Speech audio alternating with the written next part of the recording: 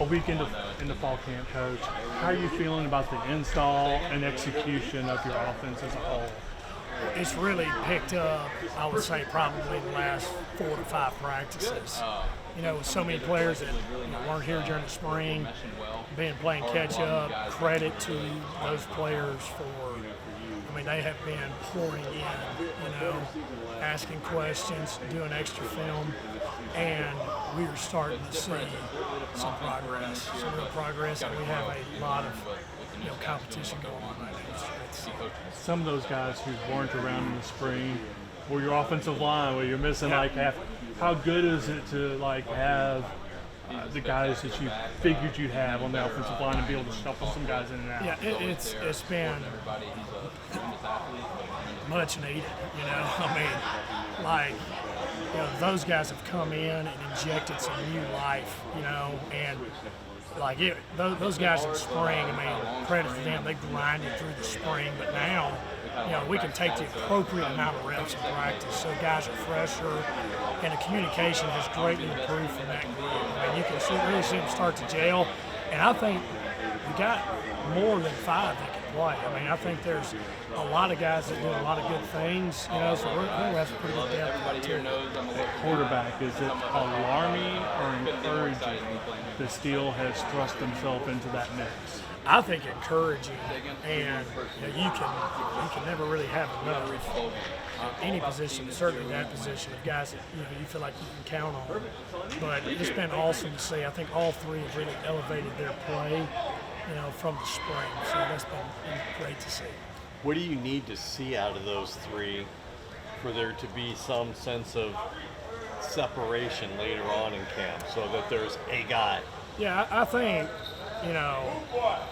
right now, just because we're a little like a cycle behind with all the new players, we're still putting in our offense. I think as we approach the first scrimmage and then those practices after the first scrimmage, we're going to get to much more just call-it periods, and then we'll evaluate from there how the offense moves. Whoever's in it. All 3 guys do a great job. Bruce Feldman, a couple hours ago, came out with his freaks list that he does every year. You got one player who made the freaks list this year. I know it wasn't Kalani. So, yeah, Damon. Yeah. So, Damon, he is that very explosive. Practices every rep for him is like a game rep. Really sets the standard, I think, not just for the offense, but for the team, of how you're going to practice. We're excited we got him. You've got a lot of depth at running back, though. You've seen some guys like Clements has had a really good camp, week and a half also.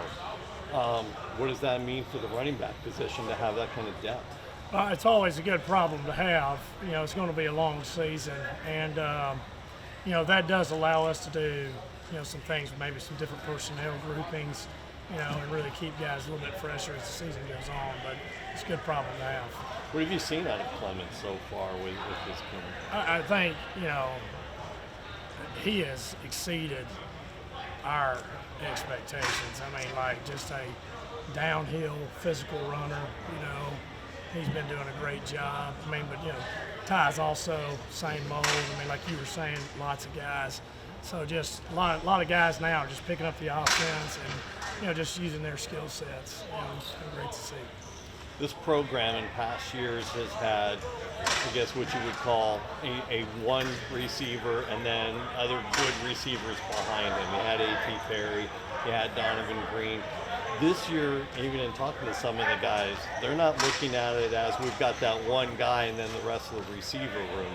What do you see out of your receiver group? Growing in confidence, that bunch is. And there's a lot of different guys that can do a lot of different things. So, it's kind of like a basketball team. You got your ones and your twos, but we also have our fours and our fives. So, as we get closer to the season, I think there's a chance for a lot of guys to contribute, and we'll start asking them to do things, certainly that benefits, their skill set.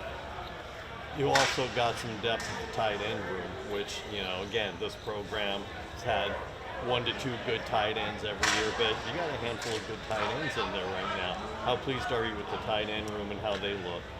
They and that group probably had the biggest challenge because almost all of them are new, and we ask a lot out of that position group. But they've really been doing a good job, and there's been years where we've really played up to 5 tight ends, and it's multiple personnel groupings. So certainly they're going to be a part of our offense in a big way. It seems like today might be the most I've seen Harry Lodge involved. Not like he was doing some good things. How has he been? How has he acclimated to coming back to Wake Forest, but yet with an entirely different new coaching staff? Well, like all of our players, he's a sharp kid. So he has really picked it up fast. Obviously, like he's coming back home. He's really kind of a leader on the team. Guys look to him, and he's able to get a lot of reps today. Practice was great to see, and really did a good job. And it is a new offense with slightly different techniques that we teach, but he's picking it up really fast. Look forward to big things from him. What's the transition been like for you personally with the move to Winston-Salem and the move to Wake Forest? What's it been like for you? Well, it's really been great for me and my family. We love the area, and I really do. I tell the players, y'all have no idea how nice y'all have it here. I mean, this is the nicest campus I think I've ever seen. And I go, in the off season, I don't know if I'll be doing this much, this fall, but I would go to the pit, and eat lunch at the pit. I was something I've never been able to do. I mean, it's right across the street, so it's been great. We love the area. We love the school. It's been awesome. Jake talked about his first day when it was 90 degrees here, and he's in a sweatshirt. It's because he said he came into fall camp heavier than he ever has in his coaching career. You having a hard time turning away some of the good food around here? Oh, it's like Miss Tiffany makes it hard. I mean, makes it hard with the food that they provide. I mean, so yeah, I'm going to definitely probably have to find some time to get a run in. All right, one more thing from me. We all know about your Nick Saban impersonation.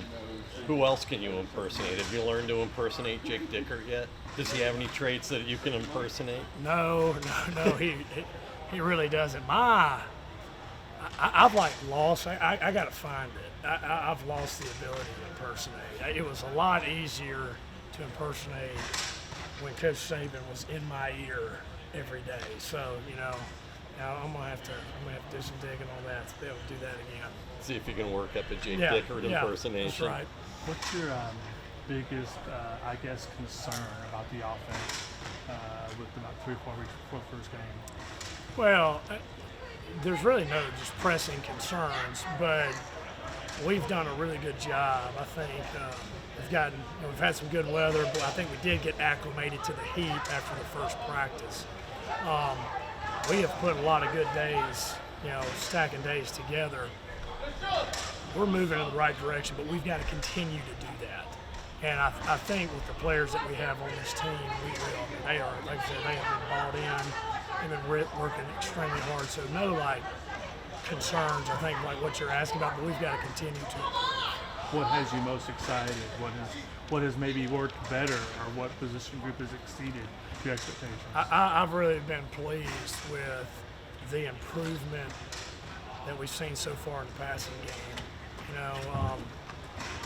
With guys out in the spring, tight ends showing up during the summer, coming into fall camp, everything's new. And then over the last couple of practices, I think we have grown a lot in that area of our offense. Kind of getting in the groove a little bit. I think so. But once again, we got to continue to improve. Good. All right, thanks, guys. Thanks, Rob. Appreciate it.